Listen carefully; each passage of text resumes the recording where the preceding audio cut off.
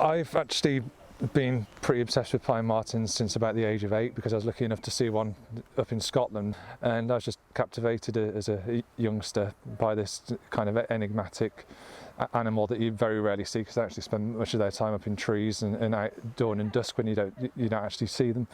Today we're in a lovely soaking wet woodland, because we're out here with a group of people like me. We're all very enthusiastic about the fact that we've got pine martens discovered in Shropshire, and that's been the aim of the project for the last few years, is to first of all find out if there were martens here, which we did successfully in 2015, and now to just monitor the martens, because of course the pine martens were presumed extinct for over a century in the county. They've made this comeback, and unless we know exactly where they are and what they're doing, we can't protect them and make sure that we don't lose them again. The fact that there was a possibility of pine martens being present in my home county, so I'm Shropshire born and bred, and I think it's a really good sign that Shropshire is a really wild county. So we think we've lost a lot of our wildlife and we've lost our nature, which is true across much of the country, but we've still got these little wild pockets where things like pine martens can exist.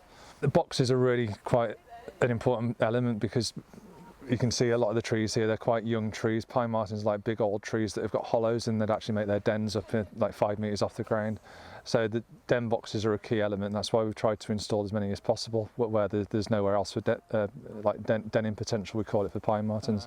Yeah. So the den boxes themselves are exciting to monitor, but the really exciting element of this project is the camera trapping, and coming back to a camera in a few weeks' time that you've spent a lot of time trying to place and decide where to put, and you've chosen the location of the den box. It's amazing to come back and actually find that you've got a pine marten prancing around in front of the camera trap. So over the years, I think we've put up around about 30 den boxes between here, not far from the Stiper Stones, and down towards Craven Arms.